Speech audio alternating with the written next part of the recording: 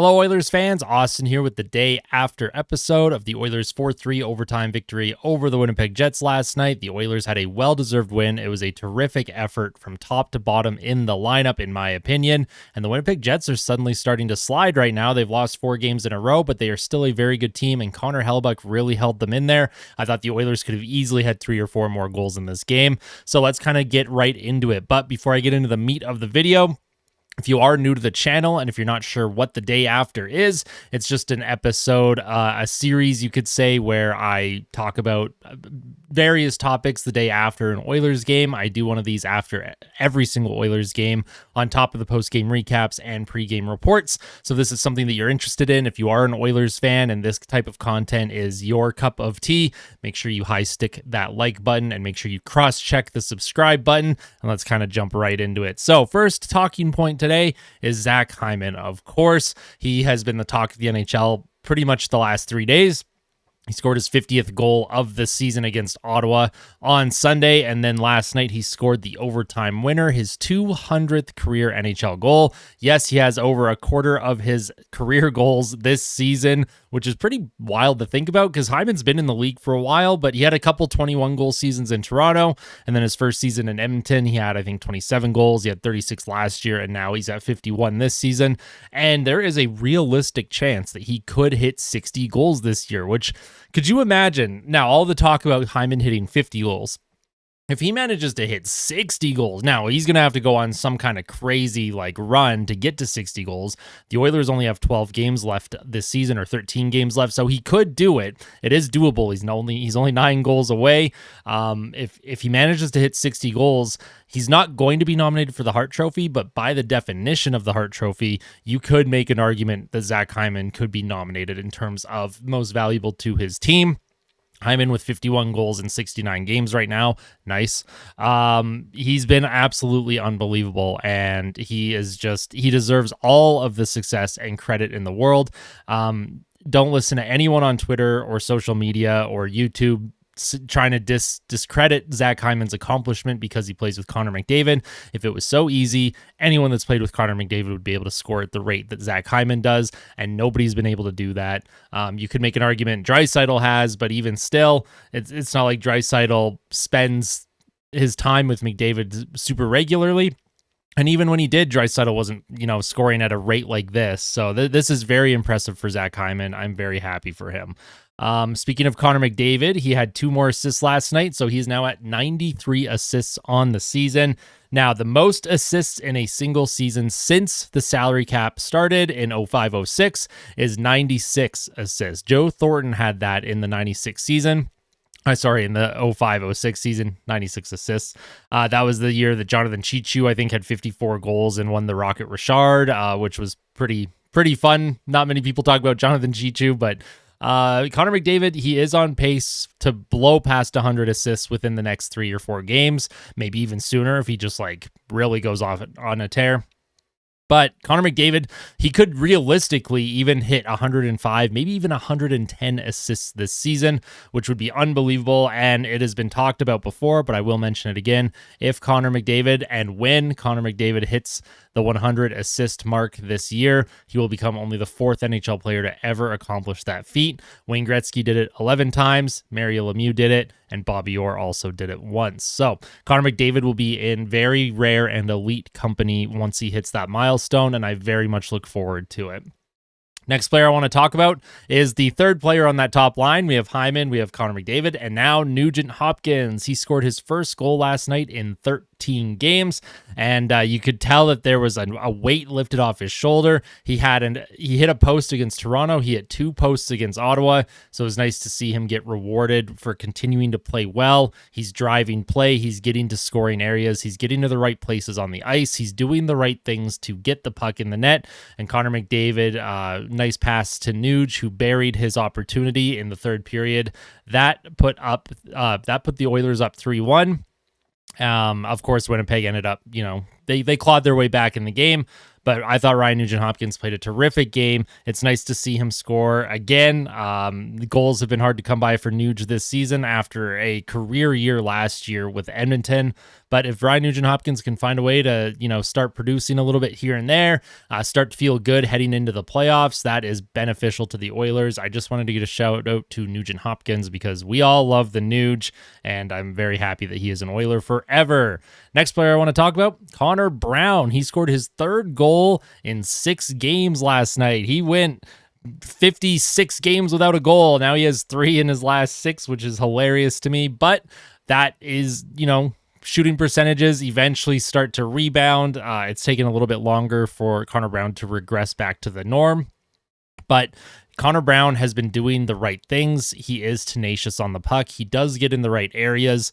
And he works his butt off. I have been a Connor Brown naysayer, and I've also been very supportive of Connor Brown. And right now, I'm happy, so happy for Connor Brown. And his goal last night was just a snipe. His first goal of the year just bounced off of him. And then the second goal that he scored was that 8th goal against the Buffalo Sabres. The puck just went right to him with a wide open net. He looked like he didn't even want to score the goal because Edmonton was already up so much. But the what are you gonna do with a wide open net with the puck on your stick? You got to put that in there. So it was nice to see against Winnipeg. The Oilers had just tied the game at 1. Connor Brown came in right off the bench, skates into Winnipeg zone, gets into the high slot, gets the puck, and absolutely rifles one past Connor Hellebuck's glove. If Connor Brown can start shooting the puck like that and start producing even more goals, if he gets hot right now, this is the perfect time to start to get hot as a player, and he could be an X factor in the playoffs for Edmonton. So we'll see if he is able to sustain some of this recent production and success. And next player I want to talk about is Evander Kane. Now, it is well documented that Evander Kane was scratched against the Ottawa Senators. There's a lot of speculation about whether he was actually healthy scratched, if it was truly a maintenance day where, they were giving him rest to, heal up some bumps and bruises. In my opinion, I actually do think it was a healthy scratch because he has not scored in quite some time now. I think he has 0 goals in his last 17 games. However, I will say the way he responded last night to the Winnipeg Jets was very, very positive. He had 6 shots on goal. He had a breakaway. He had numerous opportunities in front of the net in the blue paint. He was getting to the right areas. He was working well down low. He was making passes. I thought this was Evander Kane's best game in weeks, and I'm not just saying that because of the breakaway that he had. I actually thought that he was very engaged. I thought that line with him, McLeod, and Corey Perry was very good when they were on the ice.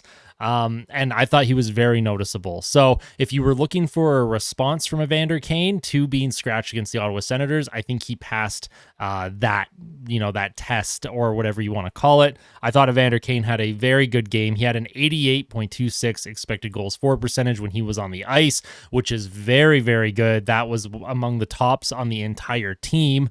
I think it was first on the entire team, actually. So anytime Evander Kane was on the ice last night, good things were happening. And I'm hoping that he can build on that because the game against the LA Kings tomorrow night, that's going to be a very tough matchup. And we need Evander Kane at a very high level in games like that. The LA Kings are most likely the round 1 playoff matchup for the Oilers. And it's not even necessarily just banging the body and being physical. Evander Kane is obviously still doing that.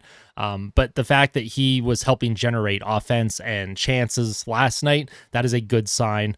A lot of players, if sometimes they get scratched and then they come back and they have a horrible, very horrible first game back after getting healthy scratched. Last night, we did not see that with Evander Kane. He played very well. So I look forward to seeing him continue to build that play from last night. And if you're the coaching staff on the Oilers, I really hope that they're letting Evander Kane know that he had a terrific game and to keep working because the goals are going to start coming and they're going to, the floodgates are going to open. Once Evander Kane gets 1 here, I think the floodgates are going to absolutely explode. So, but speaking of another player who's not playing as good as I had hoped, at least, is Adam Henrique. His struggles continue with the Oilers.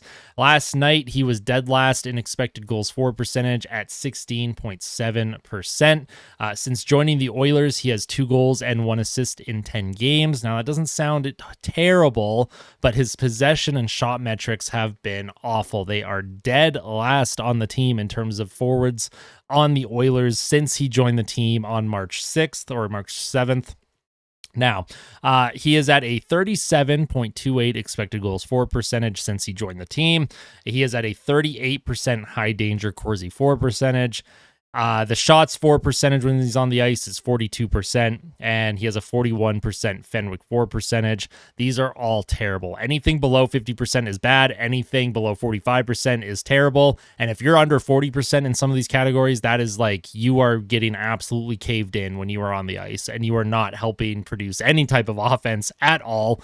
Now, things that Adam Henrique is doing well is face-offs and the penalty kill. Those are valuable assets that he has right now. And the penalty kill last night against Winnipeg did come in very, very clutch, especially in the third period. That phantom high stick on Ryan Nugent-Hopkins that I thought they might review, but then, of course, you can't because it wasn't a double minor or a major. But Adam Henrique, he has a PDO of 106 right now, and that will regress eventually. So they've got, I don't know if you need to shelter him, keep playing him with Draisaitl, maybe start playing him with McDavid for some shifts.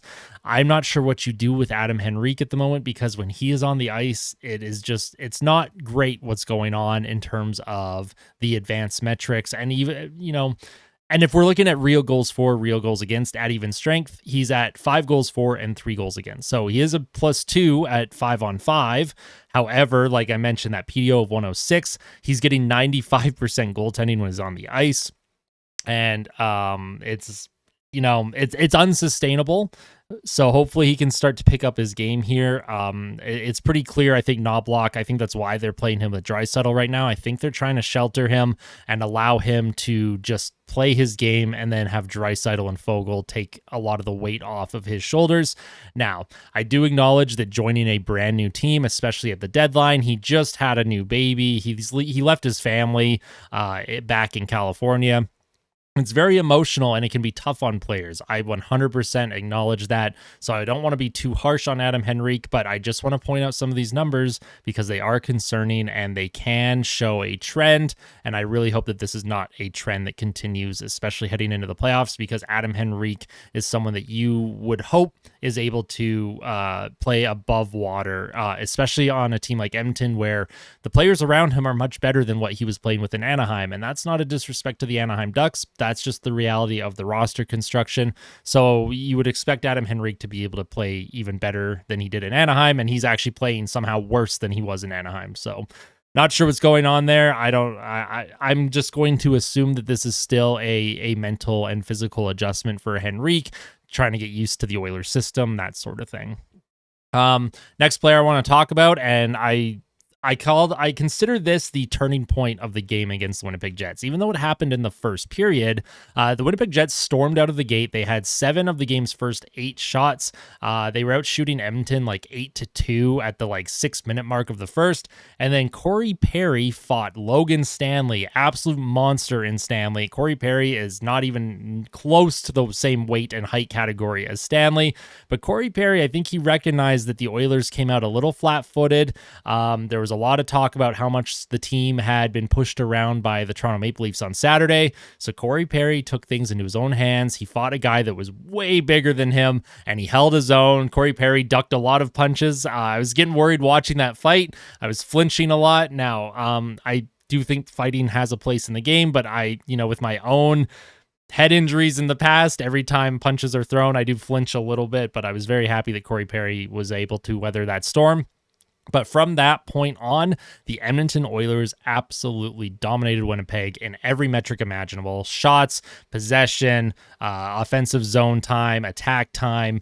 They weren't giving Winnipeg any kind of looks in their own zone. They were playing the neutral zone well, and I do believe that fight from Corey Perry was a turning point in terms of getting the engagement level up to 100 for the Oilers, and I think everyone on that team recognized what Corey Perry was doing, and that is a leader. Corey Perry is leading by example right now on and off the ice. If you've seen some of his interviews off the ice, some of his talking points, the way he presents himself and how he talks about the team and not having egos, that sort of thing, Corey Perry has been a terrific add to this Edmonton team, and his fight last night was the turning point, in my opinion. Now, as I mentioned a little bit earlier, Edmonton's penalty kill came in clutch after struggling against Toronto and Ottawa, so it was nice to see Edmonton's penalty kill, especially at the end of the third period. Ryan Nugent-Hopkins, like I mentioned, that phantom high stick, it was not his stick. He should not have been in the penalty box. But the puck does not lie. The hockey gods, I think, recognized, you know what, that is a terrible call. But the Oilers players on the ice, you still have to make the kill. You still have to play that 2 minutes. And the Oilers gave Winnipeg absolutely no room to do anything on the penalty kill, and they were able to eventually win the game in overtime. So that was huge for Edmonton. Huge shout out to the penalty kill. Hopefully it just turns around and it starts, being as good as it can be. Edmonton's penalty kill this season has been very strange. They've gone stretches where, they kill 38 out of 40, and then they'll give up 6 of their next 12, and then they'll kill like 20 of their next 22. So it's been very up and down, the ebbs and flows of the penalty kill. But the Oilers have very good personnel to get the job done on the kill. Desharnais was much better on the kill last night. Darnell Nurse was much better on the penalty kill. Cody Ceci, the double minor in the second period to Connor Brown. Connor Brown's high stick. Cody Ceci made numerous terrific plays, not only puck managing in his zone, but when he's clearing the puck, he was calm. He wasn't trying to rush. He wasn't just trying to throw a puck off the glass and out. He took his time, and that was good to see because I do harp on Cody Ceci a lot, but I thought last night he was terrific in terms of the penalty kill. So that's pretty much most of my talking points, most of the things I wanted to talk about the game last night. Just taking a quick look ahead at the Oilers schedule here. They play the Los Angeles Kings tomorrow. Tomorrow morning, I will have a pregame report up, and I am very much looking forward to that game.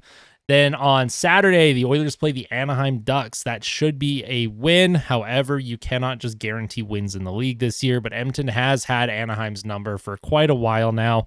So that is a matinee game on Saturday, I believe. And then the Oilers play the St. Louis Blues on Monday. The Oilers can play spoiler against the Blues. The Blues are trying to catch the Vegas Golden Knights for a wild card spot. However, Vegas is still managing to win and get points recently. So, the chances of St. Louis making the playoffs and passing Vegas are very slim.